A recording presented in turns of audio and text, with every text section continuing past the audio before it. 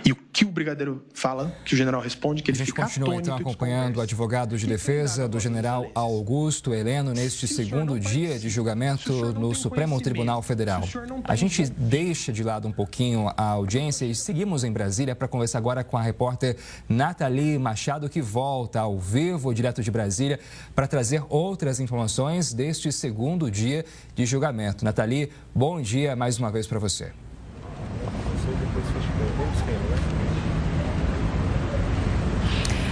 Oi, Jonathan, bom dia novamente a todos que nos acompanham. Estou aqui em outro ponto agora do Supremo Tribunal Federal, Jonathan, saí lá da questão do anexo e vim aqui para o edifício sede. É justamente onde ocorrem as sessões com o pleno completo, com os 11 ministros. Estamos do lado de fora. Mas a gente veio para esse cenário especial para conversar com nosso colega e advogado Max Telesca, que é especialista em tribunais superiores e está ajudando a gente a desfazer aquele linguajar mais difícil ali do juridiquês, para a gente tentar deixar mais fácil de entender quem está acompanhando, já que a gente está num julgamento que é complexo, né, doutor? Primeiro, muito obrigada pela participação com a gente aqui na Record News também, ao vivo para todo o país e também para outras nações.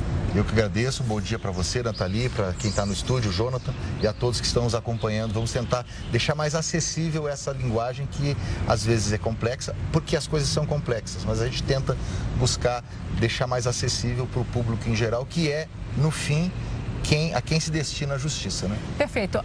No momento, nós temos o advogado do general Augusto Heleno falando, né? E a expectativa hoje é que essa sessão dure até meio-dia, né? O trabalho aqui no Supremo Tribunal Federal vai continuar. A partir desse discurso, né, das defesas que vão ser faladas hoje, o senhor acredita que seja possível mudar o curso ali de algum entendimento de ministro? Qual que é a base que está sendo sustentada pelo advogado de Augusto Heleno? Eu vim agora acompanhando a sustentação oral do advogado do general Augusto Heleno, até onde fui acompanhando, ele tenta descolar a figura de Augusto Heleno da figura do presidente Jair Bolsonaro. Veja que ele, pelo menos até agora, ele não estava negando a existência de uma trama golpista, vamos assim dizer, que é o que se encontra na denúncia do Procurador-Geral da República.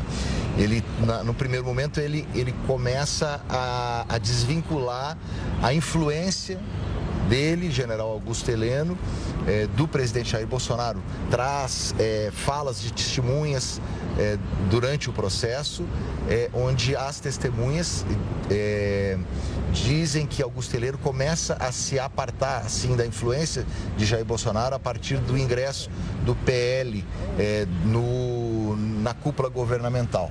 E também a outra parte tentando dizer que as ações que Augusto Heleno trabalhava no GSI, no Gabinete da Segurança Institucional, eram ações normais que tinham a ver com as suas próprias funções e que nada exacerbariam, que nada ingressariam em uma seara golpista, que todas aquelas ações suas são normais das funções que exerce um ministro de GSI e que nada. Então, ele traz ele não tenta buscar enfrentar exatamente a tese da existência do golpe, mas sim, olha, se houve, eu não fiz parte. É uma forma de minimizar e tentar não confrontar a corte também, porque a corte muito dificilmente, eu acredito que não vá não aceitar esta tese. A corte foi atacada, né?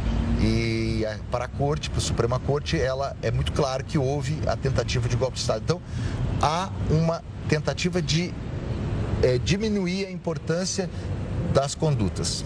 Isso tem acontecido nas outras defesas também.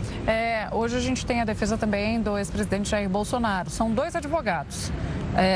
Temos aí, o senhor estava explicando para a gente ontem, quem não nos acompanhou, e para a gente deixar claro, hoje cada advogado, ou cada defesa, na verdade, tem 1 hora para falar ali na tribuna. Como são dois advogados, esse tempo é permitido ser dividido? Sim, pode ser dividido. O tempo de 1 hora é um tempo bom para uma sustentação oral, mesmo numa ação penal originária dessa envergadura, ela é um tempo bom. Então, é provável que se dividam para falar um ou dois tópicos e o outro com outros tópicos. Por exemplo, poderá um falar sobre o mérito das acusações, sobre a inocência, e o outro falar sobre a parte técnica de nulidades. Por exemplo, uma nulidade vinculada aos, entre aspas, defeitos da delação do Mauro Cid, aquilo que ficou mal... os eventuais percalços que o Mauro Cid cometeu, indo e voltando muitas vezes, fazendo vazar ou vazando suas opiniões ao longo do processo, quebrando sigilos, enfim, essas nulidades serão provavelmente atacadas por um advogado e o outro advogado trabalhará com a parte de mérito, ou seja, negando as teses de mérito, de condenação da Procuradoria-Geral da República. É comum e é boa essa estratégia utilizada pela defesa de dividir ali as falas para cada advogado poder se aprofundar no tema? É comum. Ontem aconteceu isso.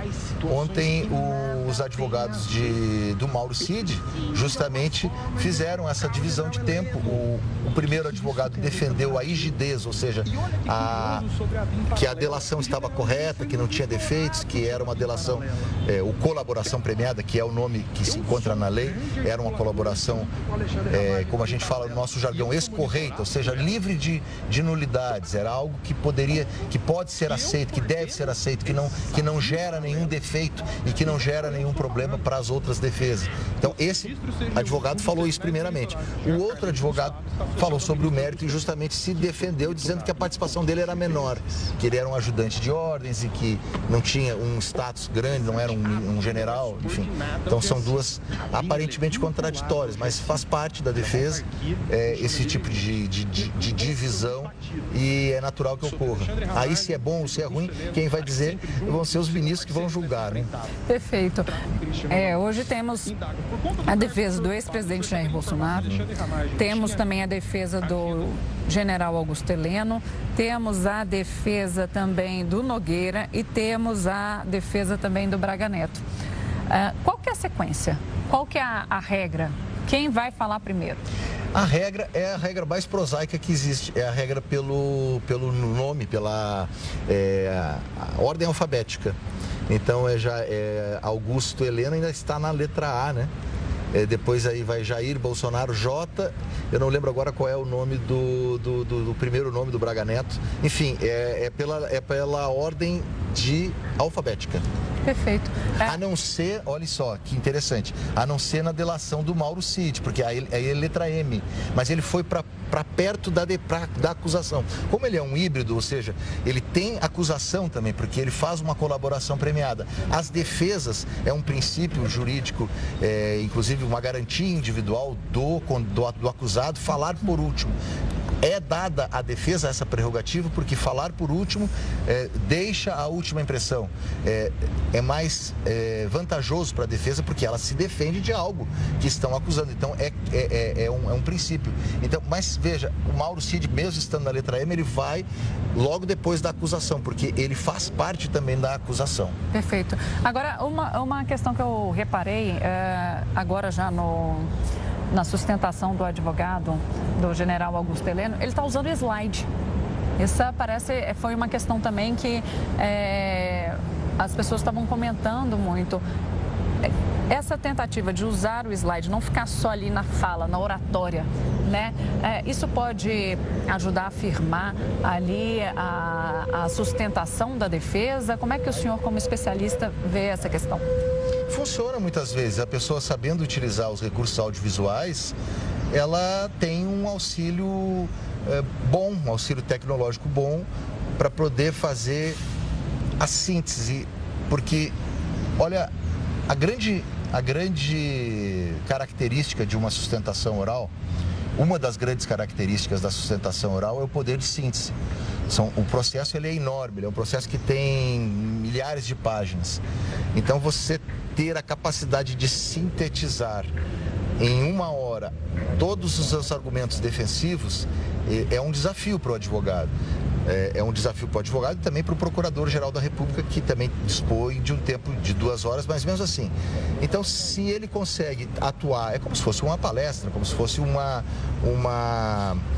explanação onde se quer convencer o público, e aí esse público é um público muito técnico, de que as suas razões estão corretas. Então, um auxílio de um instrumento audiovisual, ele ajuda, muitas vezes ajuda.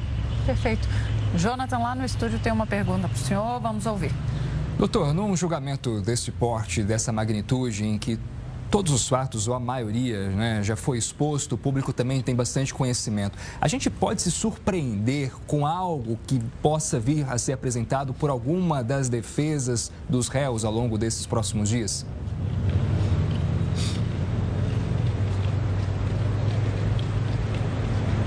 É uma boa pergunta e é uma pergunta também que se faz, Jonathan, em qualquer sustentação oral. Eu falo sempre para os advogados mais jovens que acompanham a gente nos tribunais, olha, é importante fazer a sustentação oral sempre.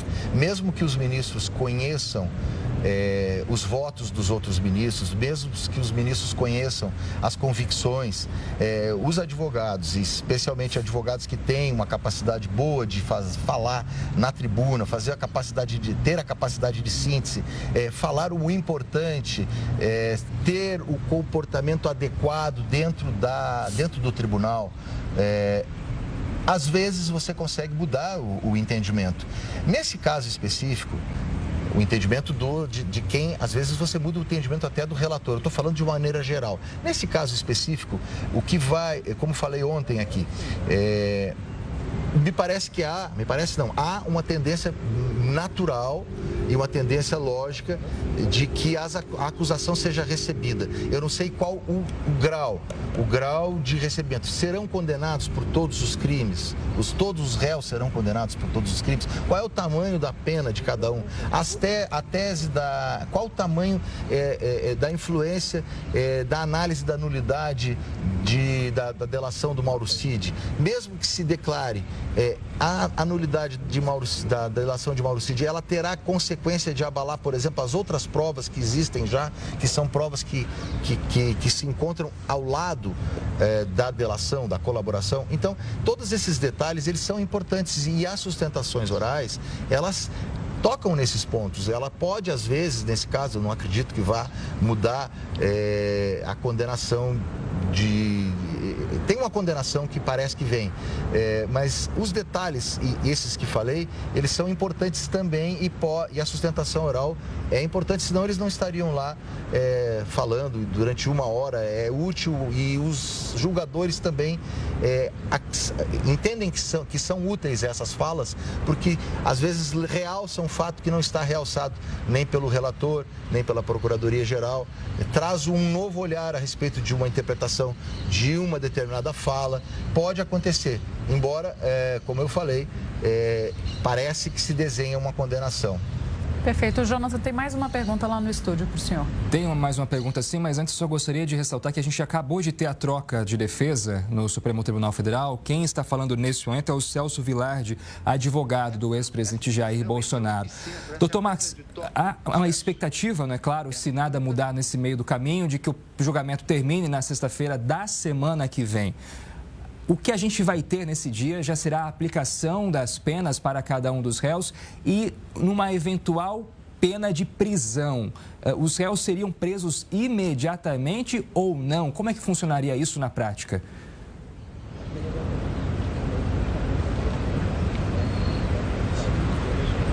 Vigora na jurisprudência do Supremo Tribunal Federal, depois de ir e voltar nesse tema várias vezes, o que foi criticado, porque, como falei ontem, inclusive aqui, um importante, e isso é hoje um princípio, a manutenção da coerência da jurisprudência, a harmonia da jurisprudência, porque dá segurança para quem acompanha, que é a sociedade.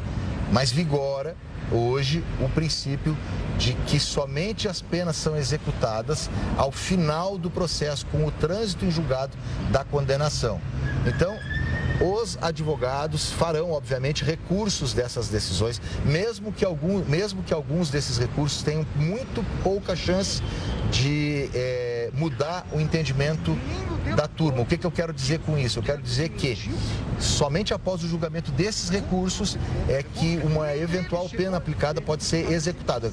Traduzindo aqui para o português, só pode ser preso depois que terminar o processo, transitar em julgado, acabar o processo. Não houver mais nenhum tipo de recurso. Não houver mais nenhum tipo de recurso. Perfeito. Jonathan, nós vamos seguindo aqui, acompanhando agora a sustentação oral dos dois advogados de Jair Bolsonaro, como a gente explicou antes para quem estava assistindo a gente. Os dois têm 1 hora para fazer essa sustentação, para defender o cliente deles. Seguimos acompanhando e daqui a pouco a gente vai voltar de novo, tá, doutora? A gente conta com o senhor aqui vamos voltar. Na programação da Record News. Jonathan, com você aí do estúdio. Obrigado, Nathalie. Obrigado, doutor Marcos, também por estar com a gente mais um dia nessa cobertura especial.